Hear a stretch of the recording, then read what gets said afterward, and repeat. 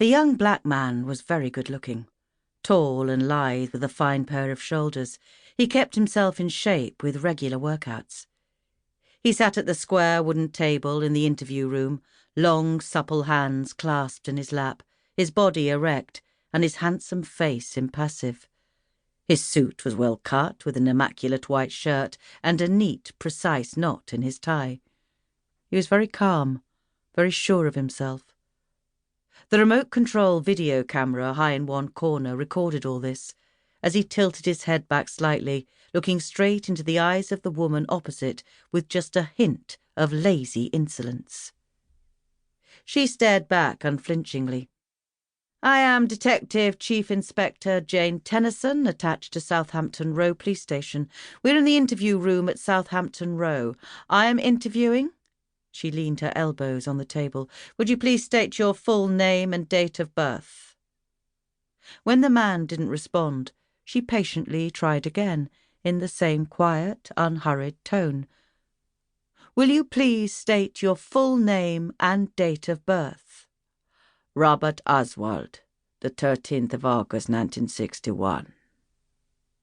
From his appearance you might have expected an educated voice, but it was a strong Jamaican accent, the T's and D's heavily emphasized.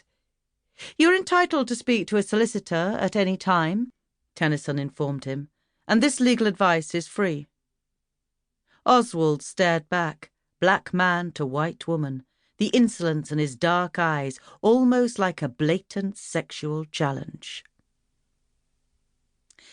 There was a dumpster half filled with rubbish outside number 15 Honeyford Road, so the police car was parked at an angle, its rear end sticking out into the street. Already within minutes of its arrival, a small crowd was gathering in the late afternoon November gloom, peering out from under umbrellas, as the drizzle thickened and swirled in the sodium-yellow streetlights. The neighbourhood was mainly West Indian, with a sprinkling of Asians, and rumour spread much faster here than it might have done in a white middle-class area. And ever since the Derek Cameron case a few years ago, any police activity aroused curiosity and suspicion in equal measure. The presence of white cops didn't mean protection for the local community. It invariably spelled trouble.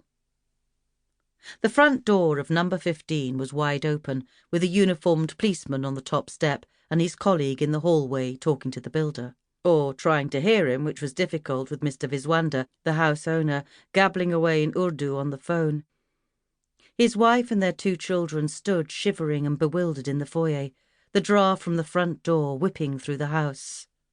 "One of my men found it." The builder jerked a grimy thumb towards the rear. "We're laying new drains. Seems to be wrapped in polythene." The crowd at the garden gate was growing by the minute. Several young black kids had climbed on the wall, trying to peer through the open door. One had propped his bike against the gatepost and was jostling for a position. The murmur and rumble of voices continued under the pattering of rain on the umbrellas and plastic hoods, as the drizzle turned into a steady downpour. Then a real buzz rose. 2 cars had pulled up. Criminal Investigation Department officers piling out, shouldering their way through the crowd. Rumour and speculation were rife now.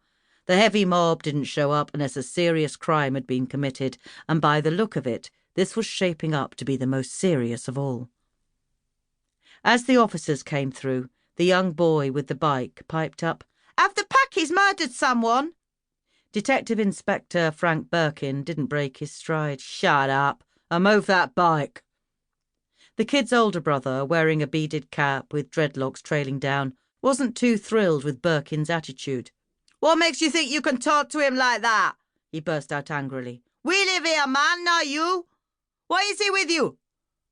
Impatiently, D.I. Tony Muddiman pushed past, leaving Birkin to argue with the youth. Diplomacy never was top priority on Birkin's list. But why the hell did he have to alienate the local community the minute he planted his size 11s on Honeyford Road? He thought. Getting people's backs up was no way to start. Mr. Viswanda had finished on the phone and met Muddiman as he came through the front door. Eyes glittering, head jerking back and forth, the Indian watched the file of men troop past him down the hall. "You in charge?"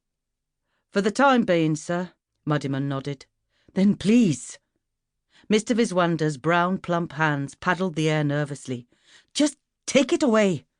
We will, sir, as soon as possible. Not as soon as possible. He glanced at his wife, hugging the 2 children to her, a boy of 7 and a girl of 5. Now. I pay my poll tax. I'm afraid it's a suspicious death, sir, and as such all this has to be done properly. Muddyman beckoned a detective constable forward. Now, will you go with this officer and answer his questions, please? With a nod to Mrs. Viswander, Muddyman went on. He always tried to be polite, especially with the ethnics. But why was it that he always felt he had to compensate for Birkin's crass, insensitive behaviour, as if the bloody job wasn't hard enough?